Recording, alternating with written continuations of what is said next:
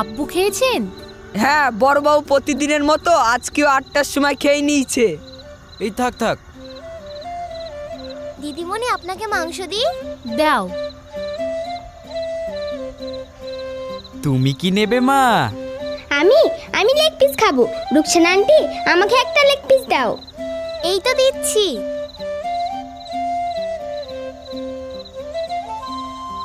তোমার দাদাবাবুকে দুটো আলু দাও, ও আলু খেতে খুব ভালোবাসে। কিন্তু আমি তো মাংসতে আলু দিইনি। হ্যাঁ, আমি আলু দিতে বললাম, কিন্তু রুকসানা বলল দাদাবাবু আলু খেতে একদম ভালোবাসে না। আসলে থাক, আজকাল দেখছি তোমার দাদাবাবুর ব্যাপারে আমার থেকে তুমি বেশি জানকারি রাখছো। আমি তো সেটাই বললাম, দাদাবাবু আলু খেতে ভালোবাসে। ঠিক আছে, আমি মানা করেছিলাম মাংসে আলু দিতে। আসলে আলু খেলে নাকি সুগার হয়। তা তোমার সুগার টেস্ট কবে করলে? সেরকম কিছু না, আগে থেকে সচেতন থাকলে নিজের শরীরটাই তো ভালো থাকবে, তাই না?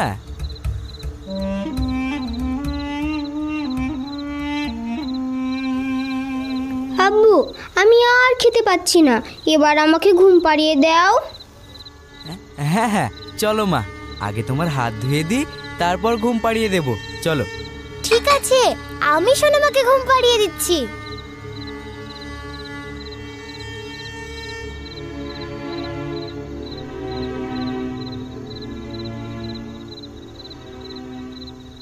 তোমার খাওয়া হয়েছে? হ্যাঁ।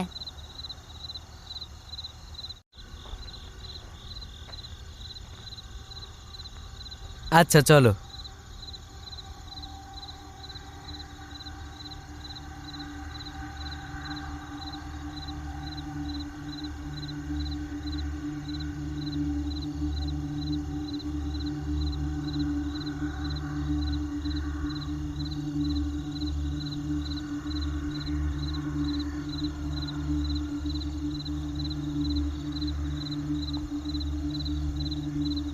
আমি তোমার মাথায় হাত বুলিয়ে দিচ্ছি, তুমি ঘুমিয়ে পড়ো।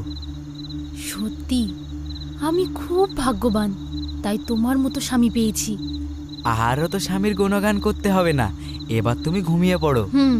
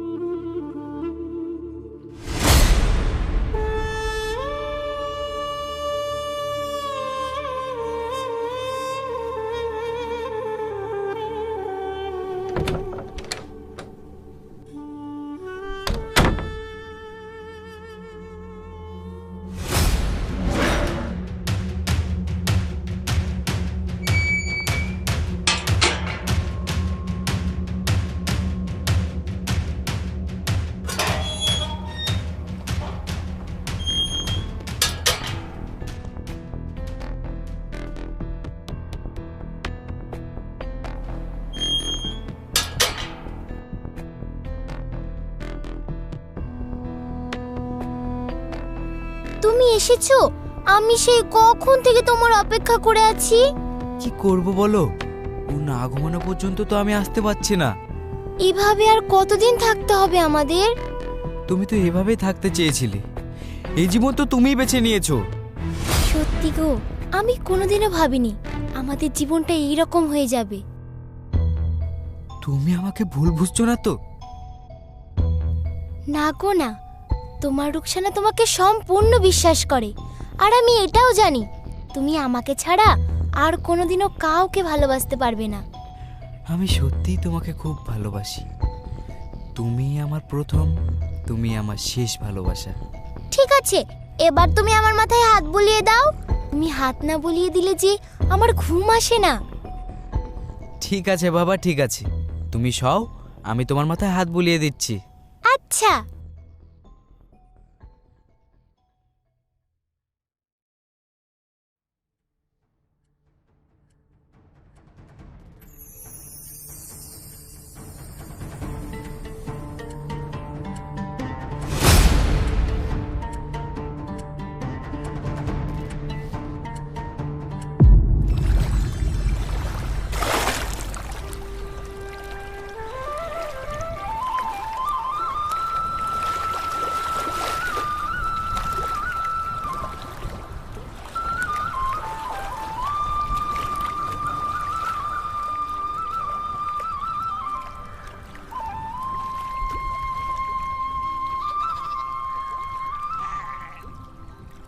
শোন, রুই উঠলে ছেড়ে দিস, দুটো বড় বড় সাইজের কাতলা তুলে নিয়ে আয়, তাহলেই হবে।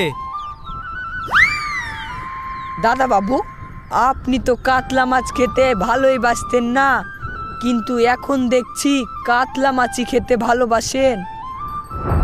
আমার সব থেকে খেতে ভালো লাগে তাজা ছোট ছোট চুনো মাছ।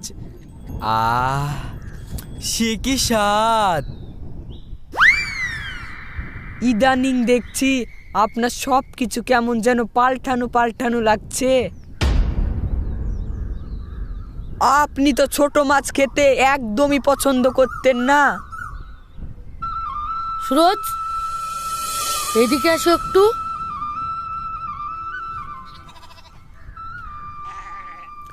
বলুন।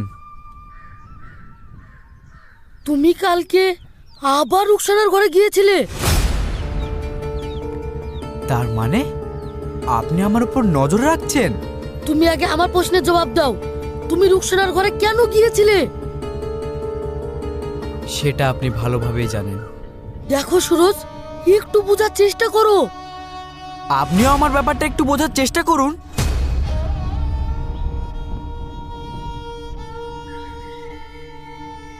দেখো, আমার মেয়ে হয়তো আর কয়েক মাসের অতিথি, তারপর তুমি যা ইচ্ছা তাই করো।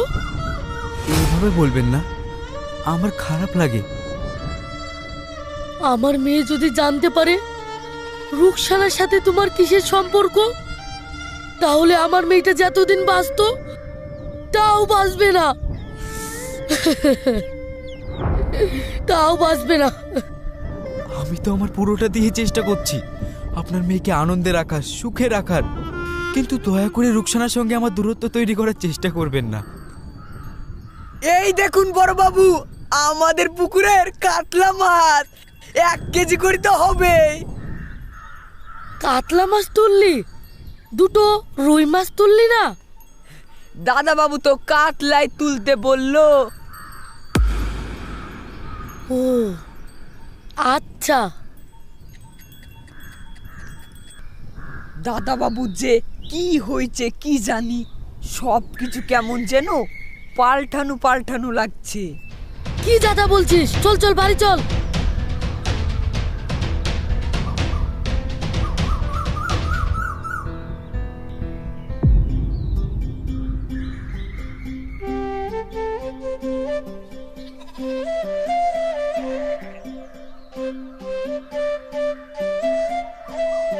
এই রুকসানা, তুই পারবি নি, আমাকে দে তো।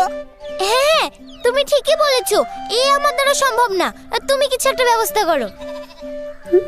আমি আব্বুকে ডেকে নিয়ে আসি, আব্বুই মাছটা কেটে দেবে। ও মাছ কাটতে জানে না, ও শুধু মাছ ধরতেই জানে। তুই কি বললি? তুই জানিস দাদা বাবু বড় বড় সব মাছ নিজের হাতে কাটে? তাছাড়া তুই ও বললি কাকে? ভুলে বেরিয়ে গেছে গো কাকা। কাজের লোকের মতো থাকবি, দাদা বাবু বলে ডাকবি। আচ্ছা, আমার ভুল হয়ে গেছে, আর এমন হবে না।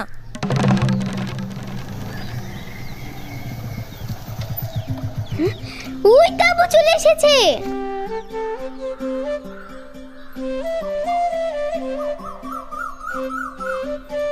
আব্বু, মাছটা কেটে দাও তো। হ্যাঁ? এই না না, আমি মাছ কাটতে পারবো না। ঠিক আছে দাদা বাবু, আপনাকে কাটতে হবে না, আমিই কেটে দিচ্ছি। থাক, আমি কাটছি। কিন্তু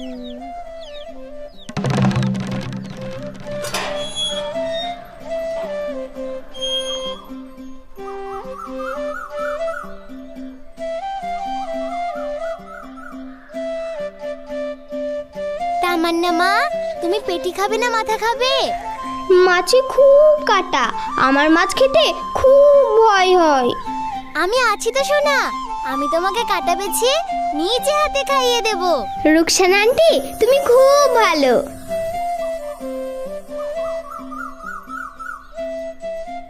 রুকসানা তামান্নাকে খুব ভালোবাসে। হুম, কয়েক সপ্তাহের মধ্যে মেয়েটা কেমন যেন আপন হয়ে গেছে, মনে হচ্ছে এই বাড়িরই কেউ একজন। হ্যাঁ, ও একটু বেশি আপন হয়ে গেছে। কিছু বললি মা? না,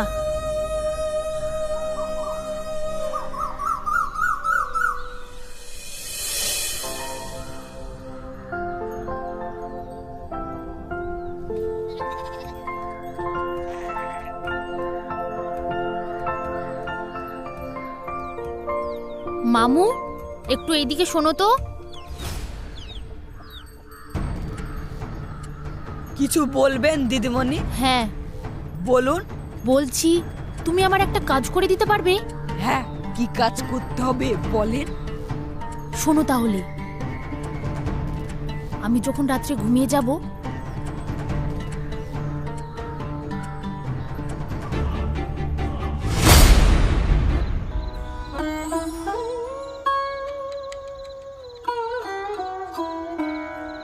আব্বু আজ তুমি এখনো খাওনি? আজ খুব ইচ্ছা হলো সবাই মিলে একসঙ্গে খাবো। রুকসানা আন্টি, তুমি আমাকে খাইয়ে দাও না, কাটা বাঁচতে পারছি না। এই তো মা, আমি খাইয়ে দিচ্ছি। না না, ও নিজেই খাবে। তোমার কি আন্টির হাতে খেতে ইচ্ছা হচ্ছে? হ্যাঁ। তুমি তো একা একাই খেতে পারো। না না, ঠিক আছে, আমি খাইয়ে দিচ্ছি।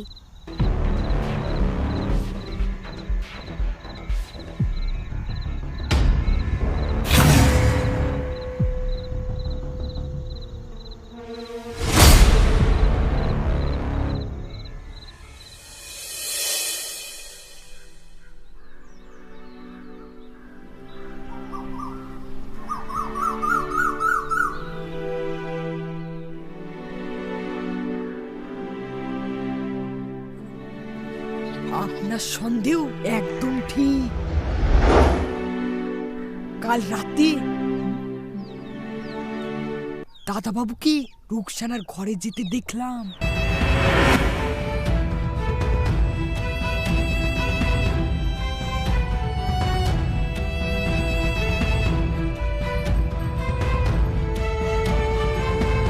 ঠিক আছে, তুমি যাও।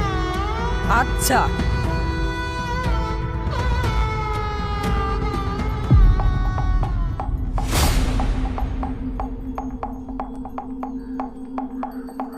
আমি যে তোমায় অনেক বিশ্বাস করতাম সুরজ, আমি যে তোমায় অনেক ভালোবাসতাম, আর তুমি?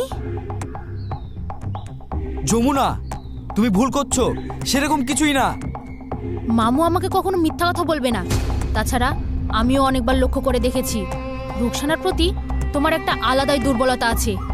আমি আবার বলছি, আমি তোমাকে খুব ভালোবাসি। তুমি তামান্নার দিব্যি খেয়ে বলতে পারবে রুকসানার সঙ্গে তোমার কোনো সম্পর্ক নেই? কি হলো, বলতে পারবে না তো? শেষ পর্যন্ত তুমি একটা কাজের মেয়ের সঙ্গে? ছি ছি ছি ছি ছি। হ্যাঁ, রুকসানার সঙ্গে আমার সম্পর্ক আছে। কি করবো আমি? কি করব? আমারও কিছু চাওয়া পাওয়া আছে, আমারও কিছু চাহিদা আছে। তোমার মতন পঙ্কুকে আমি আর কতদিন টেনে নিয়ে বেড়াবো? আর আমাদের ভালোবাসা? একটা পুরুষ মানুষ শুধু ভালোবাসাই চায় না, তার সঙ্গে আরো অনেক কিছু চাই। সুরজ, তুমি যখন সব জেনেই গেছো, তাহলে এটাও শুনে রাখো, আমি রুকসানাকে বিয়ে করব। তুমি তামান্নার কথা একবারও ভাববে না? তামান্না এখন তোমার থেকেও বেশি রুকসানাকে কাছে চায়। রুকসানাও তামান্নাকে ভালোবাসে। তাহলে তুমি সবকিছু আগে থেকে ঠিক করে রেখেছো? হ্যাঁ। তাহলে আর দেরি করছো কেন? বিয়েটা করে ফেলো। বিয়ে তো আমি করবই, কিন্তু বাধা শুধু একটাই। আমি তো? তাহলে আমাকে সরিয়ে দাও।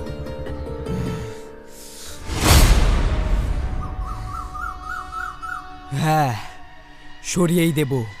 তুমি আমার পথের কাঁটা, তোমার জন্য আমার জীবনটা ছাড়খাড় হয়ে গেছে। পঙ্গু মহিলা কোথাকার, যাও।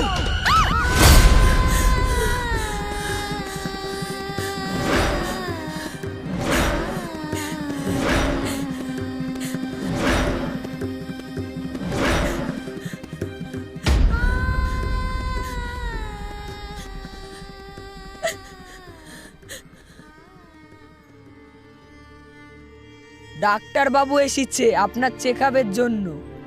বড় বাবু আপনাকে ডাকছে। আচ্ছা।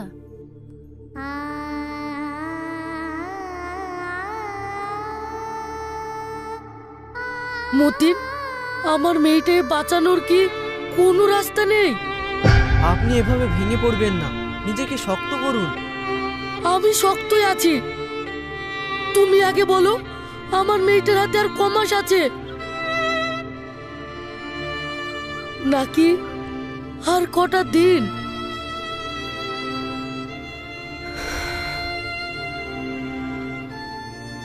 ওর হাতে আর বেশি সময় নেই, যে কোনো সময়। না,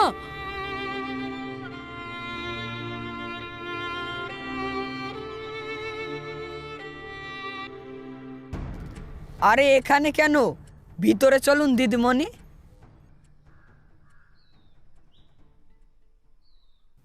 আরে এসো এসো, কেমন আছো এখন? আমি আপনাদের সব কথা শুনে ফেলেছি, আর এসব মিথ্যা সহানুভূতি দেখিয়ে কি হবে? না না, তুমি ভুল বুঝছো। আমি তোমাকে আরো ভালো ওষুধ দেব, তুমি অনেক দিন বাঁচবে। আমি ওষুধ খাবো না। এ তুই কি বলছিস? আব্বু, তুমি আমার একটা শেষ ইচ্ছা পূরণ করবে? হ্যাঁ, আমি তো সব ইচ্ছা পূরণ করব। তুই বল, ওষুধ খাবি? তোমরা যদি আমার শেষ ইচ্ছাটা পূরণ করো তবেই আমি ওষুধ খাবো, না হলে আমি ওষুধ খাবো না। আমার তামান্না দিব্যি, আমি খাবো না। তোমার মানে? মামু, তুমি সুরজ আর রুকসানাকে ডেকে নিয়ে এসো। হ্যাঁ, এদের ডেকে নিয়ে আয়। আচ্ছা। মা, তুই এবার চেক আপটা করি নে। না, চেক আপ আমি তখনই করব যখন তোমরা আমার শেষ ইচ্ছাটা পূরণ করবে।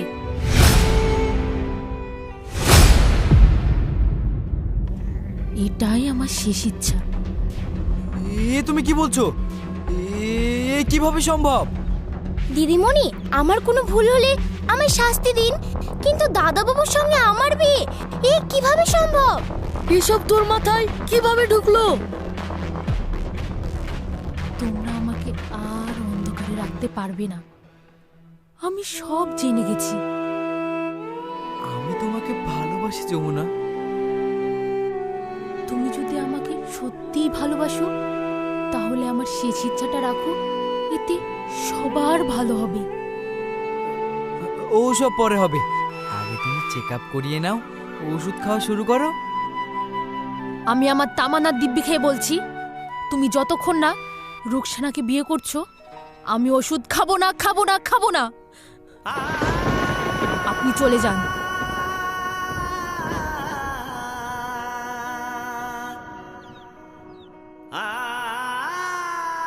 এটাই তোর শেষ কথা? হ্যাঁ, এটাই আমার শেষ ইচ্ছা। তোমরা যদি চাও আমি আরো কিছুদিন বাঁচি, তাহলে আমার শেষ ইচ্ছাটা পূরণ করো।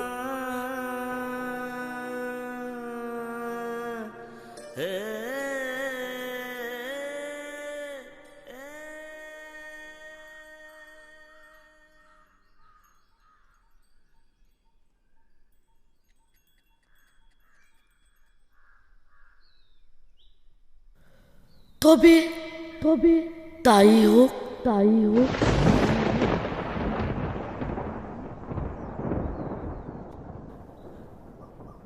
আমি নিজের চোখে দেখে যেতে চাই ওদের বিয়ে।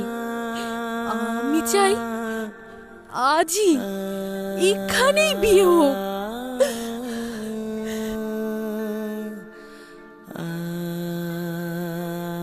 আমার কিছু বলার আছে। আমি তোমার কোনো কথা শুনতে চাইনি। কথাটা যে তোমাকে শুনতেই হবে, আমি চাই না তুমি তোমার স্বামীকে ভুল বুঝে এই পৃথিবী ছেড়ে চলে যাও। কারণ তোমার স্বামী কখনোই তোমাকে ঠকায়নি, রুকসানাকেও সে ভালোবাসেনি।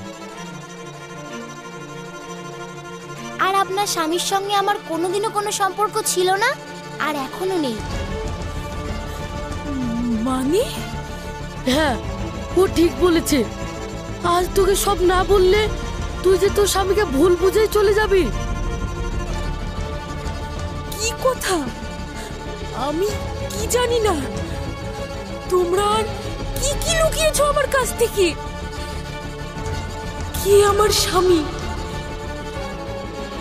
আর এই বা কি? আর কে এই রুকসানা?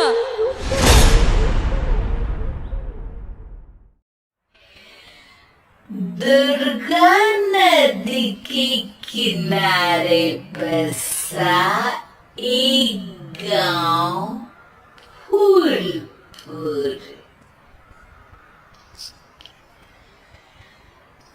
गांव में कुछ 100-150 लोग रहते थे।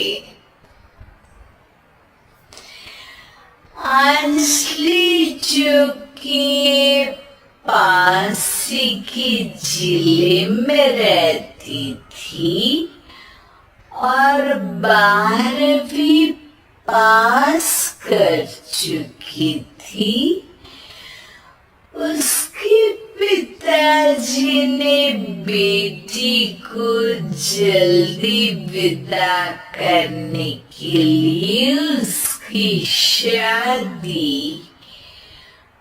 फूलपुर गांव के मुकेश से करवा दी थी।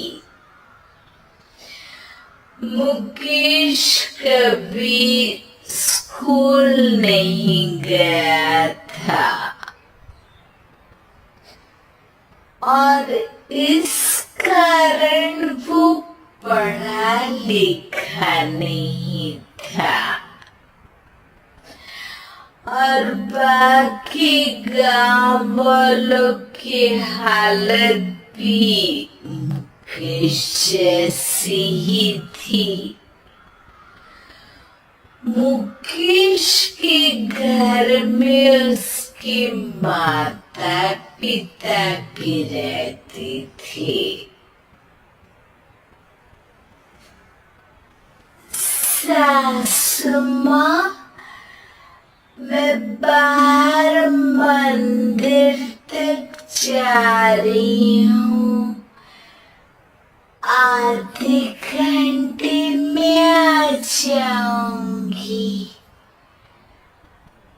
अरे अभी कहीं जाने की जरूरत नहीं है, चुपचाप जाके रसोई में रात के खाने की तैयारी करो और ये घूंघट क्यों हटा लिया है तुमने?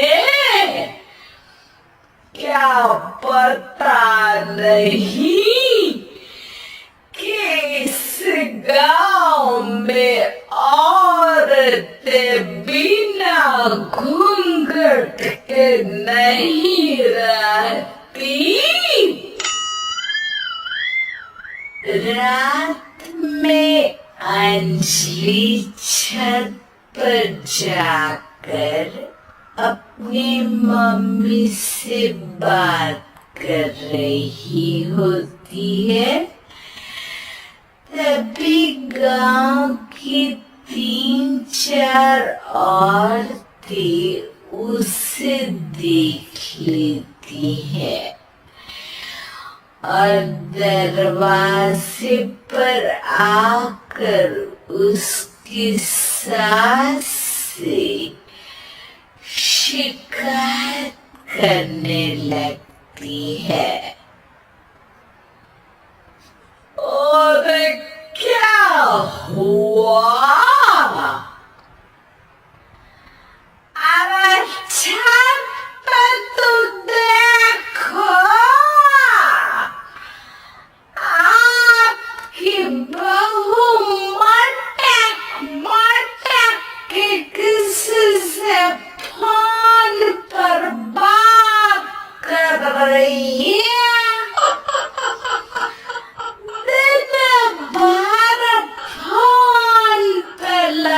रहती है। अरे कल तो मंदिर के पास वो क्या कहते हैं, सेल्फी ले रही थी। शहर की बहू रखना अच्छा, शान की बात है, पर देखना इसके लक्षण से ये तो तुम्हारे परिवार को बदनाम ना कर दे।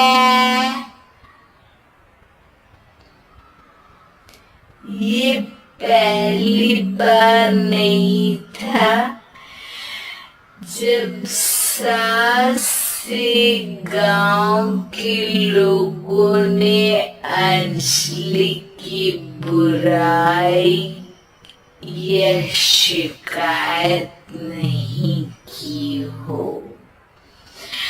अब तो ये रोज की बात थी। अंजलि ये सब सुन लेती है। जब वो नीचे जाती है तो मुकेश भी वहां जाता है। सास कहती है, बेटा लोग घर आकर शिकायत करने लगे हैं बहू के कामों की, देख लो। आती हो, संयम से रखो इसे। माँ जी, मैं तो अपनी माँ से बात कर रही थी, क्योंकि यहाँ कोई बात करने लायक ही नहीं है। और अब मैं माँ के पास ही रहूंगी। वहाँ क्या रहना, वहाँ बाहर के लोग तो ठीक है, पर घर के लोग भी इज्जत ना दे सके। अरे नहीं नहीं अंजलि, ऐसा नहीं है। धीरे धीरे सब ठीक हो जाएगा, तुम फिक्र ना करो। अरे बस कुछ बोलना ही नहीं है, सर पे चढ़ा रखा है बहू को। सास मुकेश की नरम बात सुन के वहां से मुंह चढ़ाकर चली जाती है। मैं तो कहती हूँ हम दोनों शहर चले जाते हैं। मैं पढ़ी लिखी हूँ, मुझे वहाँ नौकरी भी मिल जाएगी। और थोड़े दिनों में आप भी वहाँ कुछ काम ढूंढ लेना। अरे नहीं नहीं अंजलि, हम यहाँ ना गाँव का खेत माँ पिताजी को छोड़कर शहर नहीं जा सकते। माँ पिताजी को कैसा लगेगा और गांव वाले क्या सोचेंगे, ये कहकर मुकेश सोने चला जाता है और अंजलि की गांव वालों द्वारा बुराई का सिलसिला बहुत दिनों तक चलता ही रहता है। लेकिन अंजलि गुस्सा ना दिखाते हुए समझदारी से काम लेती है। बारिश का मौसम चालू हो जाता है। जोरदार बारिश से पूरे गांव में हाहाकार मच जाता है। दुर्गा नदी में बाढ़ आ जाती है और बाढ़ का पानी पूरे गांव की फसल तबाह कर देता है। फसल की ये हालत देखकर गांव वाले निराश हो जाते हैं और बात तो यहाँ तक पहुँच जाती है कि कुछ लोग तो अंजलि को इस सब का दोषी ठहरा देते हैं और पूरी फसल तबाह हो गई। पता नहीं किसकी नजर लग गई है। जब सच्चा परिवार में ये शहर की बहू आई है ना, तब सही गांव की शांति चली गई है।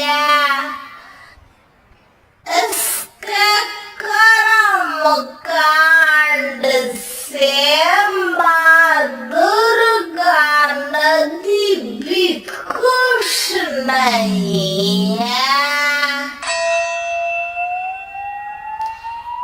ये सब सुनकर बेचारी अंजलि रोते हुए अपने घर चली जाती है। कुछ दिन बाद सभी गांव वाले अपनी फसल का मुआवजा लेकर अपने अपने घर आते हैं। मुकेश भी 1500 लेकर आता अंजलि को जब पासबुक दिखाता है तो अंजलि हैरान हो जाती है। अरे ये पासबुक में तो उन्होंने 4,000 की एंट्री करी है और आपको सिर्फ 1,500 दिए। सच में? अरे वो सरकारी अफसर आपको बेवकूफ बना रहे हैं। सरकार की तरफ से हमें 4,000 मिले हैं, लेकिन बाकी का सारा पैसा खुद ही खा रहे हैं। आप लोग के अनपढ़ होने का फायदा उठा रहे हैं। ये सब सुनकर मुकेश परेशान हो जाता है, लेकिन अंजलि उसे हिम्मत से काम लेने को कहती है और सुबह होते ही मुकेश को पंचायत कार्यालय ले जाती है और साथ में गांव के और लोगों को भी। आप सरकारी बाबू क्या गांव के लोगों को बेवकूफ समझते हैं? आपको क्या लगता है ये पढ़े लिखे नहीं है तो आप कुछ भी मनमानी करेंगे? ये बेचारे दिन रात इतनी मेहनत करते हैं, ये हमारे अन्नदाता है और आप इनके साथ ऐसा धोखा करते हैं। अरे क्या बके जा रही है ये लड़की? किस धोखे की बात कर रही है? अपने कांड करके नदी माँ को नाराज करके हमारा नुकसान करके इसे चैन नहीं मिला क्या? सरपंच जी, इन सरकारी बाबू ने मुझे बेवकूफ बनाया है और मेरे हिस्से के पैसे खुद चट कर गए। बस इस सुनते ही सरपंच वहां से दुम दबाकर भाग जाता है। पता चलता है कि जनपद अधिकारियों ने गांव के सरपंच के साथ मिलकर सबके साथ धोखा किया है। सब लोगों का विरोध शुरू हो जाता है और आखिर में अधिकारी सब गांव वालों के हिस्सों के बचे हुए पैसे उन्हें लौटा देते हैं और कई दिन तक सरपंच गांव में लौटता ही नहीं। अंजलि,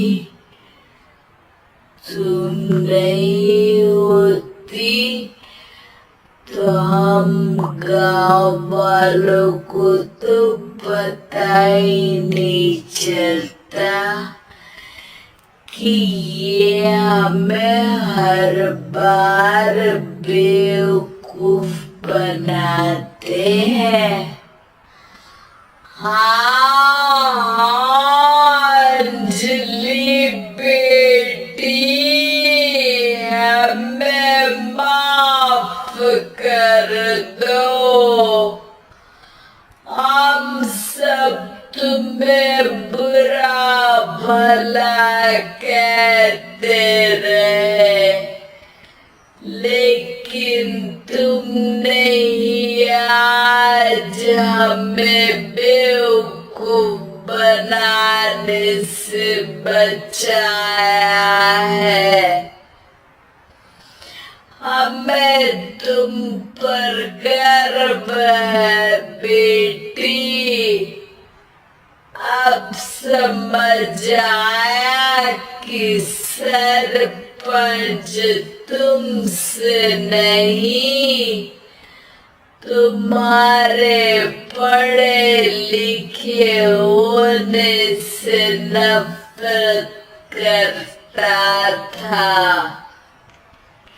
क्यों ना इस बार हम अंजलि को ही सरपंच पद के लिए चुन ले? क्या कहते हो गाँव वालों? पढ़ी लिखी सरपंच।